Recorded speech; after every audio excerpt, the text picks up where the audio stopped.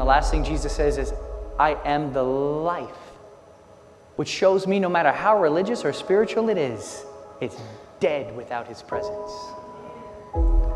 Guys, I'm telling you, I grew up in the church. My dad was a pastor all my life. I heard sermons. I went to Sunday school. I was in Christian schools. And I never met Jesus. I never met Jesus by people continually teaching me the Bible, continually telling me about Christianity, being around Christians. It just never happened. Until I saw a man who was filled with God. His name was Steve Hill. His face was shining and radiant with the presence of God. And when he spoke of Jesus, he wasn't speaking about some character like a Santa Claus. It wasn't unreality. It was like Jesus walked out of his mouth. And I met God the day that I saw Steve Hill. And I say that to you to say, the greatest gospel there is comes from those who have touched Him. This is what a testimony is. I've touched Him, He's touched me, come and see. John says this, he says, Him who we've seen, who we've heard, who we've looked at, and who we've touched with our own hands, we declare Him to you so that you too may have the same experience we have had. I remember the first time the sweetness of the Lord came and swept me off my feet. I went back to the normal, quote, chores of life, just like Cinderella. And as I was doing the normal chores of life, I started to do something just like her. So this is love. She says, so this is love. She's calling attention in the movie to a feeling she has first experienced for the first time with Prince Charming. She's looked into his eyes.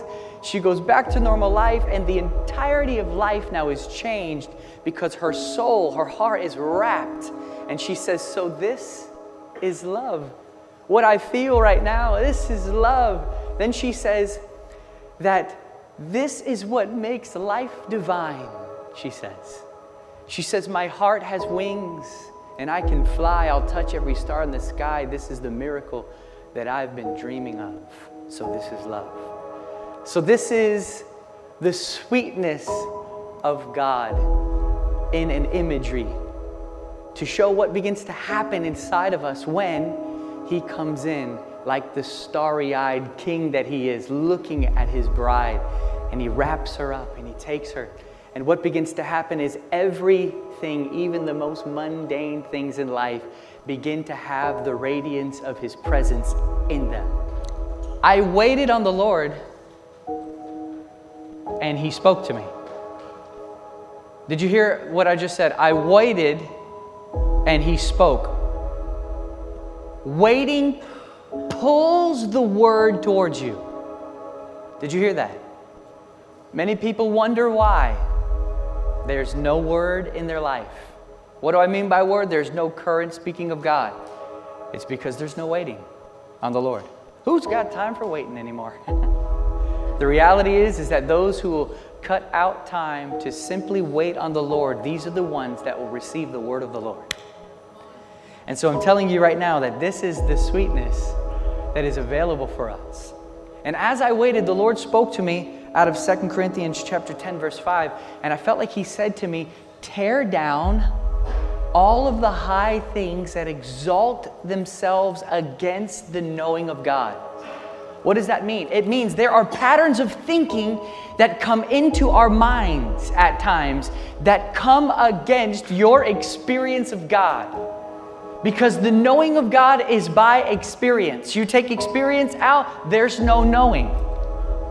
So the reality is this: we all in this life have things that rise up against our experience of God. But if we're going to know Him, which you already told me that's what you want, if we're going to know Him, it makes experience non-negotiable. We must experience God. Simplicity is the name of the game. One man, Jesus, who can be seen, heard, experienced. He leads, He satisfies, He guides. He's the lover, He's the friend. He's all in all. Everything there is in God is inside of this person. There is nothing available in God outside of Christ. In Christ you have all of God, because God has put all of himself inside of Christ. So there is only one way to come to know God, and it is the simplicity of Jesus. What does that look like? Adoration. I'm telling you, when the angels look down on the earth and they see somebody whose heart goes up to God and lives going up to God, they say, he gets it. Adoration is what happens when a man has recognized who Jesus is. A lack of adoration is a lack of revelation of who he is. Because to see him is to love him. To see him is to recognize he is a giant magnet pulling every part of your being toward himself. I've had certain encounters where he came so near, and he had such a sweetness. I had all the desires in my heart being pulled towards him. The only thing that I could say was, Lord, I don't want to live anymore. I want to be with you. My entire being was being pulled towards him. And this is a wonderful analogy to explain what holiness actually is. Holiness is the giant magnet of the person of Jesus having all your attention, so that there's no vacuums of the soul looking for other things. Satisfaction in the presence of the Lord is not a perk of his presence. It's the very means by which he frees you and empowers you to be able to obey him. I'm going to say it again. Satisfaction is not just a perk of his presence. It's not a side issue, guys. Satisfaction is the very means by which he empowers you to be able to obey him. This is why he is the satisfier of the soul, Psalm 107.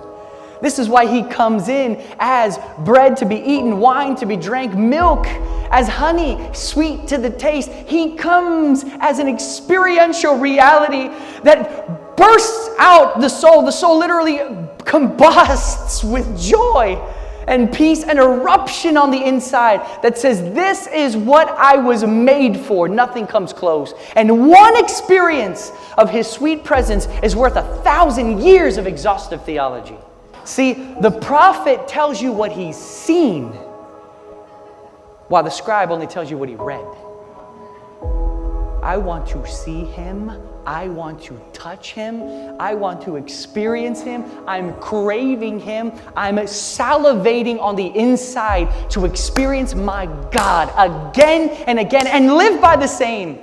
My inspiration is my past experience of him. My satisfaction is my present experience of him. And my anticipation is for my future experience of him. So that life is glory to glory, faith to faith, continually seeing his face. I'm telling you, this is the Christian life. And I want nothing less. I grew up in religion. It was repulsive to me. I didn't want nothing to do with it. You guys can go ahead and go to hell with your Bibles. That's how I felt. But the reality was I did not know God. And when I did meet God, I recognized he was so different than what was presented to me. God has sent me here to specifically shoot down patterns of thinking that have made things complex and pushed you away from the sweet experience of his person. Because if you want to know God, it's going to come by consistent living experience in him. I'm going to close with this story. This story to me is the best way to sum up what we're talking about. Jesus as the supreme one. In the book of Colossians, Paul had never been to Colossus. His friend Epaphras led them to the Lord. Paul's in prison. Epaphras is with the Colossians. He sees all these things start popping off with them. So what he does is he goes to visit Paul while Paul's in prison, and he tells him all the things that are going on with the Colossians. So Paul says, I'll write them a letter. And he writes them this letter called Colossians. And so Colossians is Paul specifically addressing the things that are going on in this city with the church.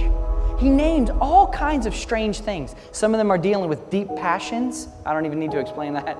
They're dealing with all kinds of passions. Some of them are starting to worship God's servants and angels and things. Some of them have become so dependent upon their religious rituals, they feel like if you don't participate in the religious rituals, then you're not going to have all the things that there are in God. Some other ones were disciplining their bodies so harshly that they felt like if you weren't disciplining your body the way that they were, fasting like crazy, then you weren't going to be able to obtain the things that were in God. This is what they were doing. And then other ones were dumbfounded by wisdoms, different wisdoms, different wisdoms. How many of you have ever seen a Christian get sidetracked by some wisdom? What do you mean a wisdom? Something that sounds good that's not specifically interaction with Jesus. That's how Paul defines it. They don't cling to the head. Jesus is the head. And so all these things are going on. And Paul has this way of dealing with all of these issues in one swoop. Do you want to know what it is? He goes on this rant about the supremacy and majesty and glory of the person of Jesus. He says he's the image of the invisible God. He's the firstborn of all creation. All things were created by him and for him and through him. He says it was God's desire for the fullness of God to dwell inside of him. He is the first. He's the last. He is all in all. He goes on this incredible rant of lifting Christ to the heights. And I wondered, why in the world would you go after all these issues with that one thing? I'm sure when they read it, they were like, well, we already know this. Why is he writing this? And then one night, I was laying down on the grass, looking up at the stars in the sky with my little girl. And she says to me, Daddy, there's so many stars in the sky. I said, yes, baby, there are. She says, where do they go in the daytime? I said, oh, baby, they're always there. It's just that the sun is so high and so bright that you cannot see them. And the Lord spoke to my heart. And he said, that's what Paul was doing. When you lift the sun to the heights, he extinguishes all the other lights. The problem in Colossians was the sun had become too low. You can see all kinds of other things. And this is the issue that God is wanting to do for you tonight, to bring you back again, recenter you again on the simplicity of just Him as all. Having Him, you have all.